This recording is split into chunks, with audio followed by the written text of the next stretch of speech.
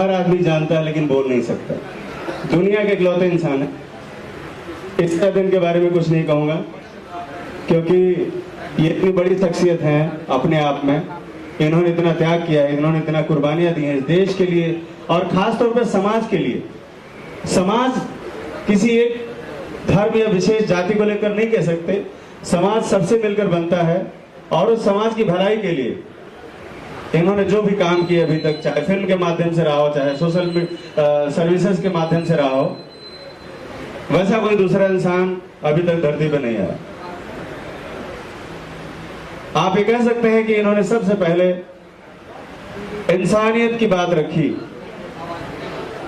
कि इंसान को धर्म के बजाय इंसानियत से पहचाना जाए और जो धर्म काट देने में, मार देने में, खून कर देने वाली बात करता है, उस धर्म के बारे में इन्होंने सबसे पहले सवालात उठाए। बहुत बहुत धन्यवाद आप सबका। हम फिल्म पर आते हैं। खैर, ये तो मैंने रिजवी साहब के बारे में चंद अल्फाज आपके सामने रखे।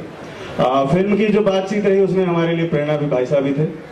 हमारे भाई साहब से बातचीत हुई और फिर एक, चूंकि मैं पिछले 30-32 सालों से इंडस्ट्री में आप सब लोगों के बीच काम कर रहा हूँ और कई सारी फिल्में बनाई, सस्पेंस थ्रिलर, एक बंगले के अंदर जा रहे हैं, लोग मर रहे हैं बारी बारी से करके, ऐसी कई सारी फिल्में मैंने की। उसके बाद इन सब चीज़ों से मेरा दिमाग उलझ गया। मुझे लगा है तो भेड़ चाल है, इस भेड़ चाल से अलग निकल कर कुछ काम करना चाहिए मुझे, कुछ देश के लिए, समाज के लिए। पैसा वही लगता है, संसाधन वही लगते हैं, चीज़ें वही लगती हैं, लेकिन रिजल्ट वही भीड़ में खड़े हो जाने वाली होती हैं। जहाँ पर हर साल 12,000 फिल्में बनती हैं, उसमें एक आपकी भी रहती है। इस मकसद को लेकर और दूसरी बात है कि कुछ सिनेमा के माध्यम से ही सही मैं समाज के लिए और देश के लिए अगर कुछ कर पाऊँ तो मेरे लिए सौभाग्य होगा। तो मैं गया हुआ था, सिलीगुड़ी फिल्म फेस्टिवल था, उसमें मुझे जज बतौर बुलाया गया था और वहाँ से फिर मुझे लोग घुमाने के लिए बॉर्डर साइड लेके गए और वहाँ के थोड़ा सिस्टम को मैंने समझा, कैसे लोग कहाँ से आना जाना होता है लोगों का। तो काफ़ी ऐसी जानकारियाँ मुझे वहाँ हासिल हुई जो मैं सिर्फ मीडिया में रहकर या मुंबई में रहकर नहीं जान सकता था। और मैंने अपना आने का प्रोग्राम वहाँ कैंसिल कर दिया और मैं सिलीगुड़ी में रुक गया कई दिनों तक। काफ़ी चीज़ें मैंने वहाँ समझी, जो कि बॉर्डर वहाँ से कुछ 60-70 किलोमीटर दूर था। किस तरह से घुसपैठिए आते हैं और बॉर्डर एरिया में कितने ज़्यादा उनको सरकार किस तरह से बसाती है, वहाँ पर क्या उनको सुविधाएं दी जाती है, किस लिए रखा जाता है। आने से सबसे पहले उनको वोटर आईडी हाथ में थमाई जाती है ताकि वो सबसे पहले वोट दें, और किसको वोट दें आप सबको पता है। तो ये जो सिस्टम चला है, एक, जब मैं कह रहा हूँ देश का बंटवारा हो गया, अलग अलग हिसाब से लोगों ने अपने अपने हिस्से बांट लिए, तो हमारी देश की जो जनता है उसका संसाधन हमारे देश के लोगों के लिए होना चाहिए। यहाँ पर घुसपैठियों की, जो घुसपैठिए बाहर से आते हैं, जो क्रिमिनल हैं, जो बर्मा में लोगों को मारकर, सैनिकों को मारकर भाग रहे लोग वहाँ से, वो हमारे यहाँ शरण लेते हैं और सरकार उनको प्रश्रय देती है, सुविधाएं देती है। और उस बीच में जो एक आम इंसान है, आम नागरिक कैसे पिसता है, वो हमारी फिल्म की कहानी है। इस फिल्म के जरिए ज्वलंत मुद्दों को उठाने की कोशिश की गई है और मुझे लगता है जब आप फिल्म देखेंगे तो आप ये नहीं कह सकते कि प्रोपोगेंडा फिल्म है। जैसे लोग बोलते हैं प्रोपोगेंडा पिक्चर एक और आ रही है, तो ये प्रोपोगेंडा फिल्म नहीं है। और अगर ये प्रोपोगेंडा फिल्म है तो मैं यही कहूँगा कि ऐसी फिल्में ही हमेशा बननी चाहिए। अगर सच बोलने को प्रोपोगेंडा कहा जाएगा तो ये प्रोपोगेंडा चलता रहना चाहिए और ये प्रोपोगेंडा हमारे लिए गौरव की बात होनी चाहिए, क्योंकि सच बोलने की बात जहां पर आती है वहां पर बहुत सारे लोग अपने घरों में ऐशो आराम के लिए निकल जाते हैं, सड़कों पर कोई नहीं उतरता। तो ये एक फिल्म नहीं, एक आंदोलन है पूरे देश के लिए, बंगाल के लिए, जो हमारी टीम ने, सब ने मेहनत करके इसको आज रिलीज तक लेकर आए हैं। जब मैंने फिल्म शुरू की थी उस वक्त हमने सोचा भी नहीं था कि एक दिन में फिल्म रिलीज भी होगी, क्योंकि इतनी सारी मुश्किलें थी, इतने सारे प्रॉब्लम्स थे। अगर ये फिल्म कल को सफल रहेगी तो मैं जरूर आपसे बातें शेयर करना चाहूँगा। फिलहाल अभी इतना ही कहूँगा कि आप सब लोग, मीडिया बंधुओं से अनुरोध है कि फिल्म तो हमने बना दी है और फिल्म रिलीज होने की कगार पर आ गई है। 30 तारीख को रिलीज हो रही है फिल्म। अभी फिल्म जनता जनार्दन तक कैसे पहुँचती है वो आपकी जिम्मेदारी है। मैंने अपना काम, हमारी टीम ने अपना काम बड़ी ईमानदारी और बड़ी बेबाकी से किया है। इसके अलावा मेरे पास और अब शब्द नहीं है, क्योंकि ये बहुत भावुक पल है। धन्यवाद। वैसे कुछ बोला। Hi to you and everyone for the media for coming, and thank you so much Saroj sir, Wasim sir for considering me for this role. तो जैसे कि आप लोगों ने अभी पूछा कि मेरे को ये फिल्म जब ऑफर हुई तो मेरा रिएक्शन क्या था, तो मैं आप सभी को बताना चाहता हूँ कि मेरी जर्नी स्टार्ट हुई मैं दिल्ली में अपनी स्टडीज़ कर रहा था। I am an architect by qualification और अलॉन्ग साइड मैंने थिएटर ज्वाइन किया। मैंने 5 साल थिएटर कराए श्री राम में, इंटू आर्ट मंडी थिएटर में मैंने मंडी हाउस में बहुत सारे थिएटर ग्रुप्स करे और साथ साथ मैंने अपना डांसिंग भी सीखा, मैंने मार्शल आर्ट्स भी सीखा, मैं ब्लैक बेल्ट। तो क्योंकि there is no fix book for becoming an actor, तो मैंने सब कुछ करा ट्रेनिंग और then I came to Mumbai and I give auditions and everything. Sir मेरे को मिले और तनुज सर को भी मैंने ऑडिशन दिया था। तो उसके बाद जब मेरे को एक्चुअली जब मेरी फैमिली में है गोविंदा जी, कृष्णा, अच्छे एक्टर्स, मतलब क्या बोलूँ, बट मेरा जो जॉनर है वो हमेशा रियलिस्टिक क्यों रहा है क्योंकि I was always connected with theatre. तो जब मैंने थिएटर किया तो मेरे को काफ़ी मैंने प्रेमचंद जी के प्लेस करे, बहुत सारे प्लेस करे, तो मेरे को हमेशा से रियलिस्टिक सिनेमा की तरफ इंक्लिनेशन थी।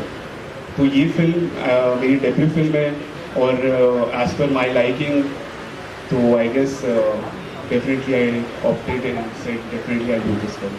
क्या बात है अर्जुन, बहुत बेहतरीन जर्नी तुम्हारी रही है और बकायदा ऑडिशन देके आए हो। सनोज जी के मामले में मान सकता हूँ कि वो कॉम्प्रोमाइज नहीं करेंगे, उनको ऑडिशन चाहिए, लुक फिट चाहिए, तो वही आप इस किरदार में आएंगे। मगर क्योंकि ये फिल्म जो है कंट्रोवर्सी में रही है और ऐसा सब्जेक्ट है द स्टोरी, जैसे मैंने बताया सर ने ऑडिशन लिया, मेरे अभी पिछले 3 साल से मैं आई एम शूटिंग और ये मेरी फर्स्ट फिल्म रिलीज़ है, मेरे बहुत सारे गाने रिलीज़ हो चुके हैं और मेरी वेब सीरीज़ भी हो चुकी है। अब मेरी इस साल और 2 फिल्म रिलीज़ हो रही हैं, बड़ी फिल्म्स हैं और सब में आपको एक I always opt for subject oriented where character is the lead. So मैंने हर जगह ऑडिशन दिया है। बिना ऑडिशन के लिए मेरे को किसी डायरेक्ट कॉन्टैक्ट पे कोई काम नहीं मिला है, मैंने हर जगह ऑडिशन दिया है। और रही बात नेपोटिज्म की, मतलब बेनिफिट क्या है कि ऑब्वियसली मैं बचपन से इस लाइन से जुड़ा हुआ हूँ, मैं शूट्स पे जाता था, मैंने लाइव प्रैक्टिकल नॉलेज बहुत मिली है। वो होने के बाद भी मैंने सारी ट्रेनिंग इसलिए ली क्योंकि मुझे पता है उसकी नेसेसिटी क्या है। अगर आपको इंडस्ट्री में एक बार काम मिल भी जाएगा लेकिन ऑडियंस को आपको कैमरे में मुझे परफॉर्म करना है। आई डोंट थिंक सो कि वो कृष्णा परफॉर्म करें, गोविंदा जी मुझे परफॉर्म करना है, तो मुझे उसके लिए ट्रेनिंग करनी थी और मैंने पूरी ट्रेनिंग लेकर आया हूँ मैं यहाँ पे। तो I guess hard work is the key to success. और बाकी ठीक है, थोड़ा बेनिफिट ज़रूर मिलता है कि हाँ आपको नॉलेज रहती है, आपने शूट्स देखे हैं तो यू आर कनेक्टेड, बस that is the benefit which I get and I always get support from family and I guess और एवरी फैमिली सपोर्ट्स। फैमिली को कौन नहीं सपोर्ट करेगा? एब्सोल्युटली। बट मैं ये क्लियर करना चाहता हूँ, काम मैंने अपने दम पे लिया है, ऑडिशन देने के लिए। ये चीज की तो मैं भी गारंटी दे सकता हूँ क्योंकि मैंने खुद देखा है मैंने खुद देखा है इनको ऑडिशन देते हुए। कुछ ऑडिशन तो मैंने याजुल के बनाए हैं। तो of course you know family की बात की है, Krishna Abhishek is your family, तो उनके कुछ सुझाव थे यहाँ पे? ऑब्वियसली गाइड तो किया एज अ बिग ब्रदर, हमेशा गाइड किया कि काफ़ी कि हम, मैं जब दिल्ली रहता था उसके शोज वगैरह होते थे, वो दिल्ली आता था तो मैं हमेशा स्टारडम देखता था उसका कि ये है, लोग देख रहे हैं, पर वो हमेशा मुझे बोलता था कि इसके पीछे बहुत ज़्यादा हार्डवर्क है। और जब मैं बॉम्बे आया तो मुझे रियलाइजेशन हुई कि वो सही बोलता था। तो गाइडेंस हमेशा अच्छी मिली है कि work hard, work on your acting skills, on your self, and that is it. तो that was all the guidance which I got. Very well said and wish you all the very best. और ऐसे में Well, hi everyone. Thank you so much for coming here. मेरा नाम अर्चन मेहता है and जब मेरे सामने सनोज सर, वसीम जी ये मूवी लेके आए थे, I frankly saying was a bit nervous. I didn't know कि whether I should do this movie और नॉट. बट जब मैंने पूरी कहानी सुनी एंड मैं काफ़ी डिटेल में गई, मैंने पढ़ा, मैंने रियलाइज़ किया कि ये एक ऐसी लड़की की कहानी है जो ऑडियंस, जो दुनिया को पता होनी चाहिए. और एक एक्टर के सामने ऐसी स्टोरी आना इज़ वेरी रेयर. एंड मुझे काफ़ी खुशी हुई and I am so much grateful कि सनोज सर और वसीम जी ने मुझे ये प्रोजेक्ट के लिए चुना. एंड ये जो कैरेक्टर है, जैसे मैंने इसको रियलिटी में ऑन ट्रू बेसिस में उसे दिखाया है मूवी में, I think we've all worked very hard for it. So I'm very glad कि मेरे सामने ये मूवी आई. मैंने काफ़ी प्रोजेक्ट्स किए हैं पर ऐसा कैरेक्टर मिलना बहुत मुश्किल होता है एक एक्टर के लिए, आना भी और करना भी. So I'm very glad that I got this character and I could give 100% justice to it. So कुछ ऐसी चीज जो शूट के दौरान आपको बहुत मजेदार लगी, इंटरेस्टिंग लगी, जो सीखने को मिला, if you could share some sneak peeks from the shooting sites.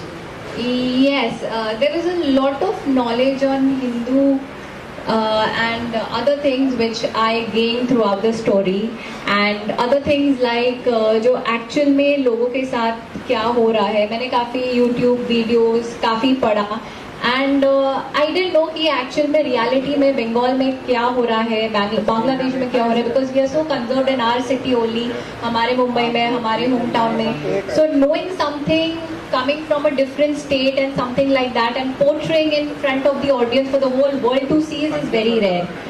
तो मुझे काफ़ी नॉलेज मिली. जो भी हमारे मूवी में जो भी मैंने दिखाया है, पोर्ट्रे किया है एक हिंदू ब्राह्मण लड़की को, वो सब मैंने काफ़ी सीखा. वाह, वेरी इंटरेस्टिंग. और हम जल्दी देखना चाहेंगे इस फिल्म को 30 अगस्त को. और उसके साथ साथ देखिए, सनोज सर की फिल्म हो, वसीम रिजवी जी की फिल्म हो, तो सिर्फ हीरो हीरोइन नहीं, हर एक किरदार को उतना ही महत्व दिया जाता है जितना कि हीरो है, जैसे कि बहुत जरूरी होता है हर एक फिल्म में. तो इसी के साथ सनोज सर, मैं चाहूंगा कि जो बाकी के हमारे फिल्म के पिलर्स हैं, जो बाकी की स्टार कास्ट है, कास्ट क्रू है, जो फिल्म को और भी स्ट्रॉन्ग बनाते हैं. लेकिन हमने फिल्म में बैलेंस रखा है. फिल्म में हमने असलियत भी दिखाई है और कम्युनिटी को बैलेंस भी रखा है. लेकिन बोल्डली दिखाना, देखिए ये फिल्म नेशनल इश्यूज हैं, हमारी भारत की सुरक्षा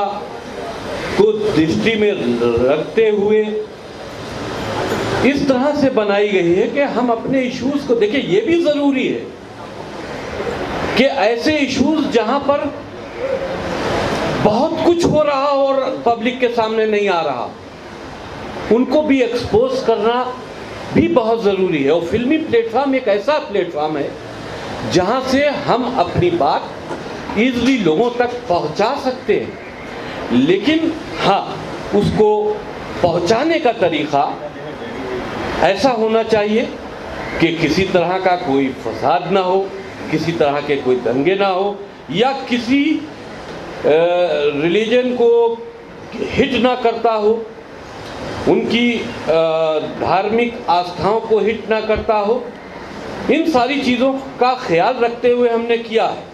लेकिन अगर ये कहा जाए कि हम गजवाए हिंद पर पर्दा डाल देंगे, अगर ये कहा जाए कि हम जिहाद के ऊपर पर्दा डाल देंगे, ये कहा जाए कि हम इस्लामिक कट्टरता के ऊपर पर्दा डाल देंगे, तो हम समझते हैं कि इस पर पर्दा नहीं डालना चाहिए, इसको एक्सपोज करना चाहिए ताकि लोग बातों को समझें. और जो इस तरह की नफरत फैलाने की गतिविधियां भी इस देश में चलती हैं, वो भी इस बात को समझें कि वो एक्सपोज हो रही है, वो भी समझें, ताकि वो भी अपनी एक्टिविटीज़ को उनकी जब एक्सपोज होगा तो उनमें कमज़ोरी पैदा होगी, और जब कमज़ोरी पैदा होगी तो हमारा देश सुरक्षित होगा और ये सारी चीज़ें हमारे देश से ख़त्म हो जाएं. जाति धर्म की जो भेदभाव है ये ख़त्म हो जाए. देश में सब एक साथ और सुकून के साथ रहना चाहते हैं, लेकिन फैलती हुई नफ़रतों को एक्सपोज करना भी ज़रूरी है. हर इंसान का एक अपना नज़रिया होता है, आपका एक अपना नज़रिया है. आपको कभी ये डर नहीं सताता कि मैं इतने लोगों के विरोध जाता हूँ, शायद ये फिल्म रिलीज के बाद किसी एक तबके की भावनाओं को आहत भी पहुँचे, किसी तरह के फतवे भी निकले, उस चीज़ के लिए आप किस तरह से तैयार हैं? देखिए, आपकी इंफॉर्मेशन के लिए बता दूँ कि मैंने जो चीज़ भी देश के हित में अपनी बात को उठाया है, तो कट्टरपंथी जो हमारी बातों से हमसे नाराज़ होते हैं, तो उन्हीं ने मेरे सर काटने के फतवे पहले ही से दे चुके हैं. ये कहाँ तक जायज़ है कि अगर आदमी अपनी बात रखे तो उसका सर काटने का फतवा दे दिया जाए. 5 करोड़ रुपए तक का इनाम मेरे सर के ऊपर रखा गया है, मेरी ज़बान काटने पर इनाम रखा गया है. ये सारे इनामात मेडल की तरह से हम पर पहले ही चिपकाए जा चुके हैं. हमारी गलती सिर्फ इतनी है कि मैंने सच बोलने की कोशिश की। उन नफ़रतों की वो नफ़रतें जो इस देश को कहीं ना कहीं नुकसान, आम मुसलमान इसमें इन्वॉल्व नहीं है। होता ये है कि करता एक है, कहा सबको जाता है। तो जो कर रहे हैं उनको एक्सपोज करना ये हमारे देश के मुसलमानों के हित में भी है कि वो इसमें इन्वॉल्व नहीं है। लेकिन ऐसी विदेशी ताकतें, ऐसी विदेशी मानसिकताएं जो हमारे देश के अंदर सरकारी सपोर्ट से, या हम यूं मान लें कि वेस्ट बंगाल में जो इस वक्त मौजूदा हुकूमत है टीएमसी की, उसके सपोर्ट से अपनी जड़ों को मजबूत कर रही है, तो हमारे देश के लिए खतरा है और देश के साथ साथ में भाईचारे के लिए खतरा है। तो इस चीज़ को अगर इसके लिए हमको और भी कोई खमियाजा भुगतना पड़े, मेरी जान भी चली जाए, तो मैं इस संघर्ष में, मेरा संघर्ष जारी है, मैं उससे पीछे नहीं हटता। हेलो, मेरा प्रश्न सनोज जी से है। सर, पहली बात तो आपका बहुत शुक्रिया कि आपने ऐसे पिक्चर बनाई और ये एक रियली आई ओपनिंग है हम सब हिंदुस्तानियों के लिए। तो मेरा ये सवाल था कि आप इस जब भी मूवी आपने कहा था कि आप रुक गए थे थोड़े दिन वहाँ पर, पूरा हर चीज़ का आपने मुआवजा किया, और कहीं तो ऐसा होगा कि वहीं पर वहाँ पर भी आपको डर भी लगा रहेगा जब इन्वेस्टिगेशन करते हो तो लोगों को पता चलता है ना आप किस मकसद से उसको। तो ऐसा भी अनुभव हुआ था कि आप बता सकते? ऐसे अनुभव के बारे में जो आपने जैसे कहा, तो चूँकि मैं जब स्टडी के लिए जैसे गया हूँ तो मैं अपनी तैयारी के साथ जाता था, आम पब्लिक में घुल मिल गया, छोटे से होटल में रह गया, छोटे से होटल में खाना खाया, इधर उधर घूमने टहले, लोगों से बातचीत किया। वो चूँकि अकेला रहता था इसलिए मैं अपने आप को सुरक्षित कर लेता था। असल चैलेंज मेरे लिए तब हुआ जब मैं शूटिंग करने के लिए पूरी यूनिट लेकर बंगाल पहुंचा।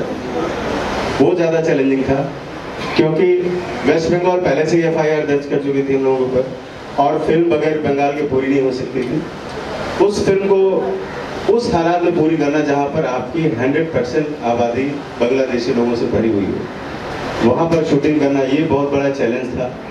और ये इस पर बड़ी अच्छी फिल्म बन सकती है, सस्पेंस थ्रिलर, कि किस तरह से हम लोगों ने वहाँ पर और कैसे कैसे हमारे कलाकारों ने डेयरिंग के साथ जो हम प्लानिंग करते थे रात में होटल में, उसके बाद अगले दिन उसको एग्जीक्यूट किया जाता था। कुछ लोग बीच में गड़बड़ भी करते थे, तो वो सब चीज़ें भी संभालना बड़ा एक चैलेंजिंग था।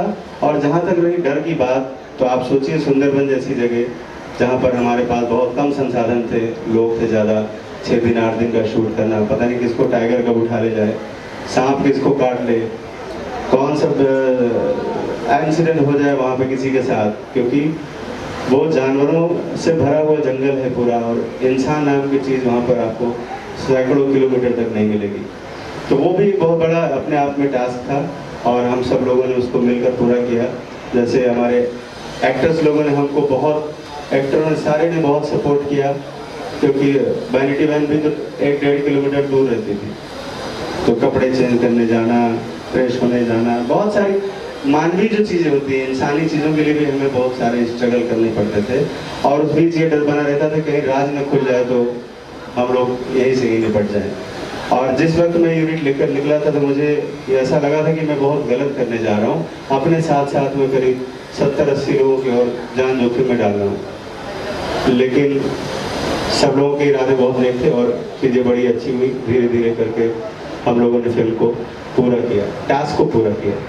Thank you. क्या बात है सर। ऐसे और भी बहुत सारे फिल्म के मिलने का जहाँ तक सवाल है, तो सनोज मिश्रा जो डायरेक्टर हैं वो मुझे कई सालों से जानते थे और हम लोग कोशिश कर रहे थे कि एक साथ काम करें। तो इसमें ये चीज़ बनी और हमने साथ में काम किया। ही फाइंड आउट मी, उन्होंने ढूंढा मुझे और मुझे बुला के रोल दिया। तो this is about my character, about the film. और फिल्म के साथ जो भी घटनाएं सारी उन्होंने ऑलरेडी बता दी, तो हमारे लिए कुछ बचा नहीं बताने के लिए। हाँ, ऑलरेडी इतना बड़ा स्टेटमेंट हो चुके हैं। तो अगर कुछ और क्वेश्चन आप पूछना चाहें तो हम जवाब देंगे आपको। अल्फिया। मेरा नाम अल्फिया शेख है, मैं बॉम्बे से ही हूँ और इस फिल्म में मेरा कैरेक्टर नेम है रोज़ा। मैं एक रोज़ा का कैरेक्टर प्ले कर रही हूँ और ये कैरेक्टर बहुत ही अमेजिंग है, मतलब अमेजिंग इन द सेंस कि ये जो रोज़ा का कैरेक्टर है, जो लड़की है, she is a Muslim character. और एक होता है किसी को अट्रैक्ट करना खुद की तरफ कि आई एम मुस्लिम गर्ल, तुम भी कन्वर्ट हो जाओ ऐसा। तो इस फिल्म में बेसिकली ऐसा मोटो दिया हुआ है कि मुझे ऐसा लोगों को अट्रैक्ट करना है खुद की तरफ कि तुम कन्वर्ट हो जाओ, तुम ऐसे हो, तुम्हारी चीज़ें ऐसी हैं। बट इस जब मैंने ये कैरेक्टर प्ले किया, जब ये फिल्म मैंने की, it's my first movie actually, तो मैंने भी खुद से भी बहुत सारी चीज़ें सीखी कि मतलब I am also Muslim girl, Mohammedan हूँ मैं।